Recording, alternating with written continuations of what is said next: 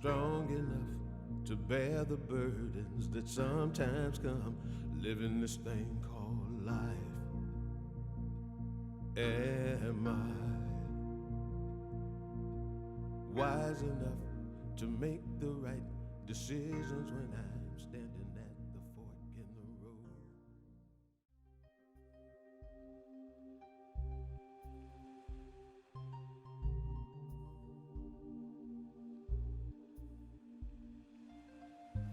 Please pray with me.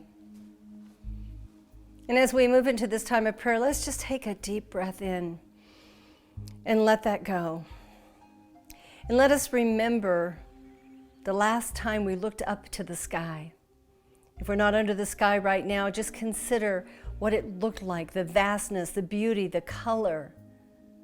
Maybe there were clouds, maybe there was sunshine, maybe it was dark.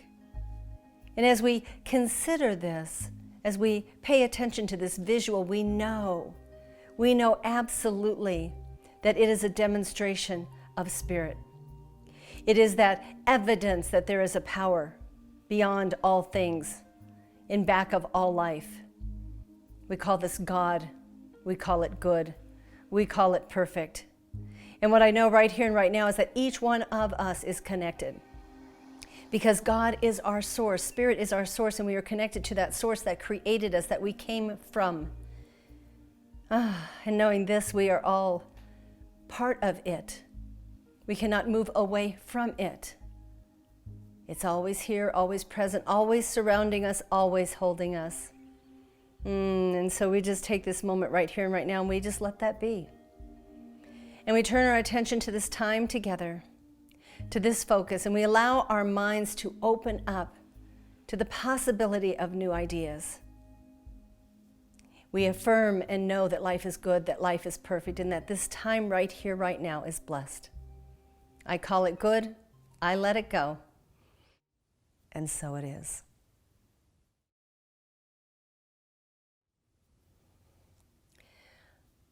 I have people questioning me all the time about how I am functioning through this time that we live in. This time where there seems to be chaos and conditions showing up that cause fear and confusion. And how do I maintain my focus? How do I stay calm and stable? And the truth is, I don't. There are many times when I might push that envelope a little bit, when I might react, when I might shout out to the rooms in my home or to my dog because I am upset, disgruntled, shocked. But for the most part, I am able to move back into that space, into that place, to maintain that. And I think this is really important because we have to know that the conditions out there are real. They are affecting us. They are impacting us. And yet we can stay balanced and we can stay grounded and we can move past it. We can live in that space, in that place of calm, peacefulness, nonviolence, staying grounded, staying connected to source. For me, it's about trust. And what I believe has happened, especially in this past year, because I've built that muscle, that trust and faith muscle so much that even when I react, there's a part of me that knows this is not the truth. This is not the truth for me. This is not the truth of us. That there is a source, a power at work here that we can lean on and lean into to get us through it. And what brings us to this place probably the most is prayer. And whether you consider the fact that you pray or not, if you believe in a higher power, I believe that you pray. You may not use the same terminology that we use in this philosophy. You may not use the actual steps that we use, but we talk to this presence. We talk to this being, this inner being, all the time. That's prayer. And just in case you need some help with that, in a few days, we have a class that'll be delivered via Zoom with Clydeen, one of our practitioners. Amazing person. If you've never had an opportunity to pray with Clydeen, I encourage you to take this class. It's just 3 weeks. You can find the information on it in our happenings, and there's postings on Facebook that you can look at to see what you need to do to sign up for that class. And in the class, Why Pray? Sometimes we think, I don't need to pray. I just got to figure this out for myself. And the truth is, it's not about letting go of your own ability to move through your challenges in your life. It's about tapping into that source, tapping into that power. And when we talk about the scientific solutions that can come in our life, our 5 steps of spiritual mind treatment, which is another term that we use for prayer, were developed and tested to prove that they work. And you can learn all about this in this 3-week class with Clydeen. So consider this for a moment. Consider a friend that you know. You know them so well. You know everything about them. And one day, they show up either in conversation or some situation, and they aren't acting the way they always have. Something's different. Something's off. Maybe they're outraged. Maybe they're highly emotional when that's not normally their normal. And what happens to us in that time is we start to put this little wonderful thing we've got here called the brain together, and we start to discount what we're seeing and discount what we're hearing because we know that's not the truth of this person. And it makes it hard for us to accept that their behavior has shifted or changed. And there's always reasons, there's always causes, and sometimes those lead us into the stories, and we don't like to spend a lot of time talking about the stories. But it's just something to consider, because there are moments in time for each one of us when we aren't quite behaving in that place of balance. We aren't quite behaving in that place of simpleness or groundedness or focused or faith. We are in reaction to something. And it's just something to pay attention to. And so when we look at in this place of relationship, we look at the idea of trust, trusting others, trusting ourselves to recognize something feels out of alignment. I found this quote from Anonymous, and it says, "A relationship without trust is like a cell phone with no service. All you can do is play games." I did some training for years with the Stephen Covey programs. And Stephen Covey talks about the emotional bank account that we have in any relationship. And that every time we interact with another person that we're in relationship with, and that's pretty much every person we interact with, we are either making a deposit into that bank account or we're making a withdrawal from that account. So think about this for a moment. You have a friend that you get together with from time to time. Maybe it's a phone call. Maybe it's a Zoom call, maybe it's a lunch somewhere, depending on what's going on in your world. And that individual is constantly late. You set a time, you're there maybe early, they show up late, they have a story, it's a constant process. That's taking that trust out of the emotional bank account. And what you're learning is that you can't trust that person. That it's going to be difficult to rely on them because they're not necessarily going to show up when you need them to. So as we work at building this muscle, we want to also pay attention to the people in our lives who are impacting that. Because when we find out that we can't trust others, we start to wonder if we can trust anyone, and that becomes a global issue for us in relationship, and that's very challenging. And then we have the relationship and the person where they just can't trust.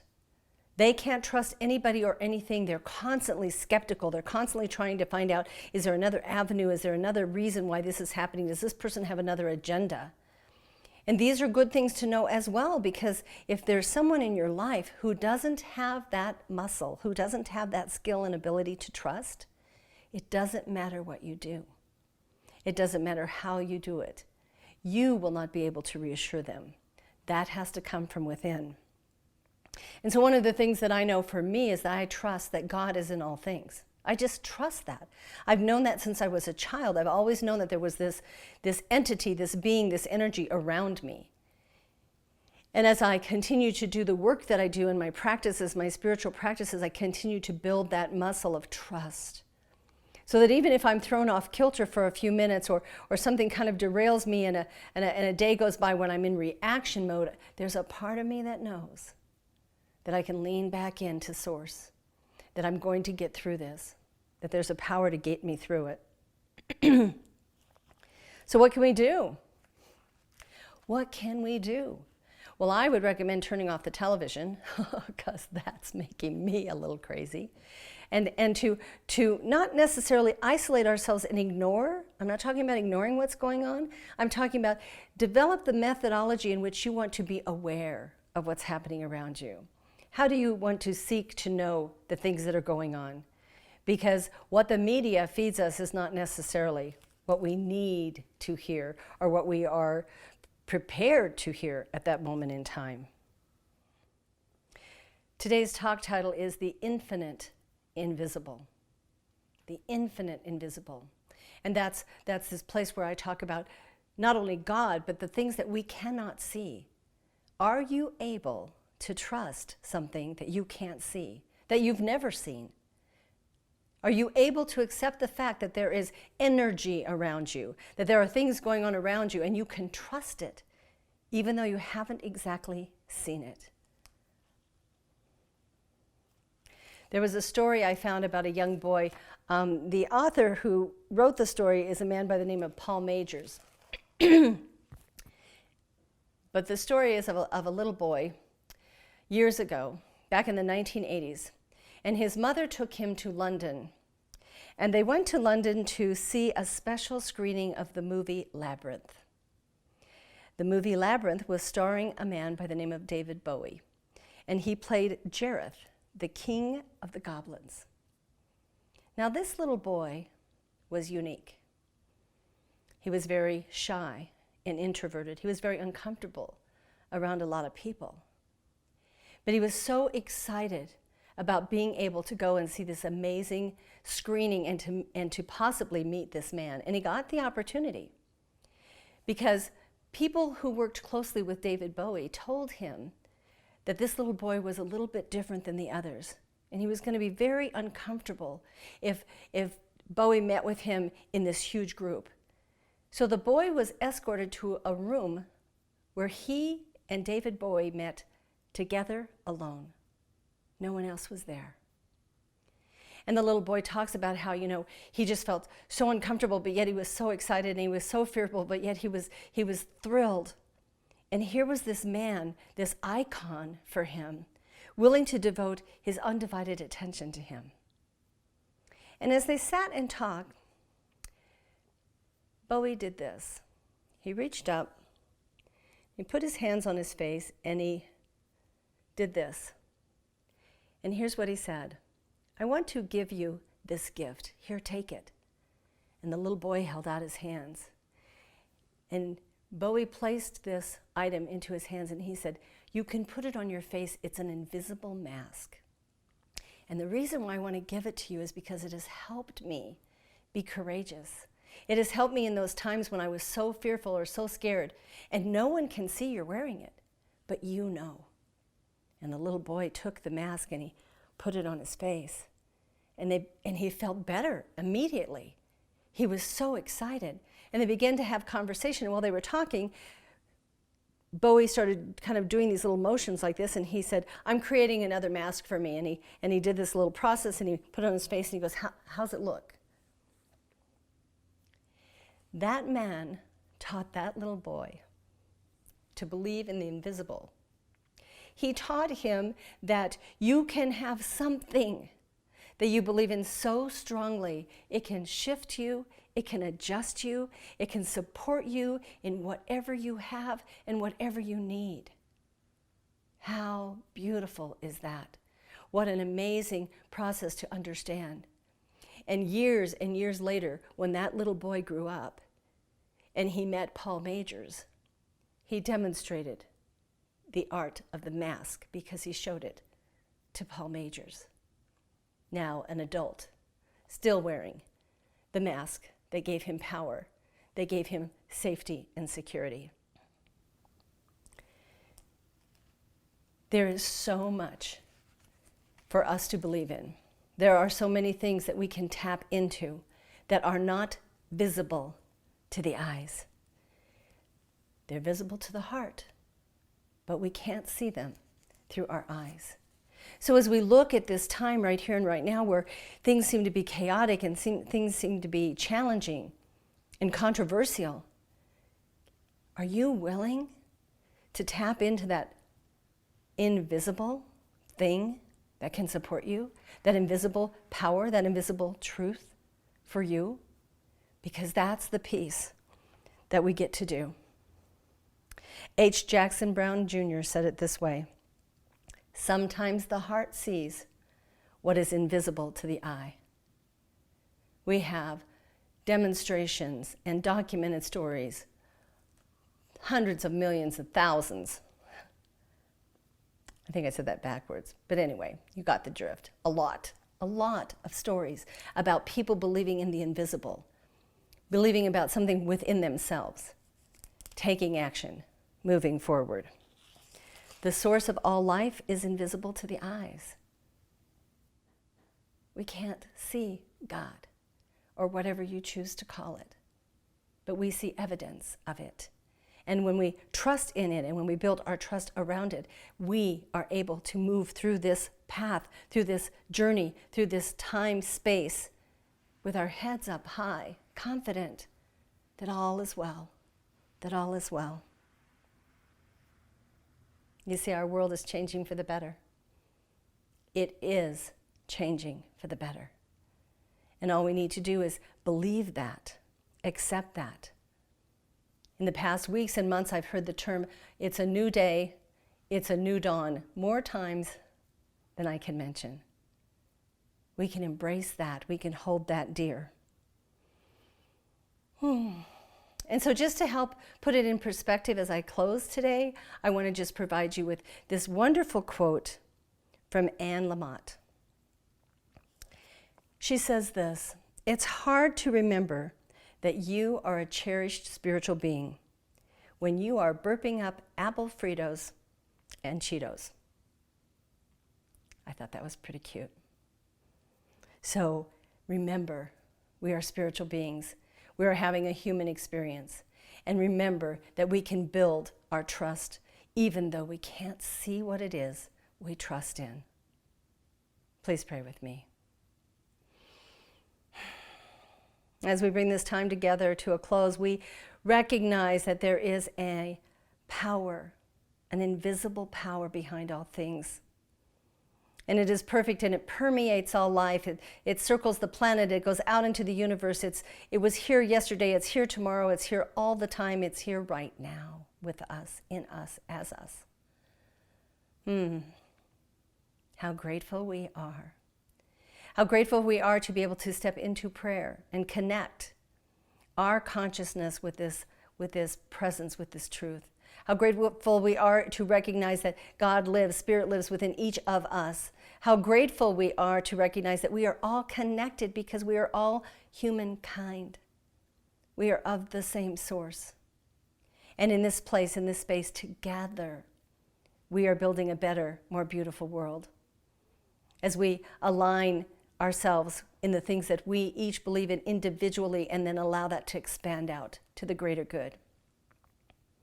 And so what I know right here and right now is that all people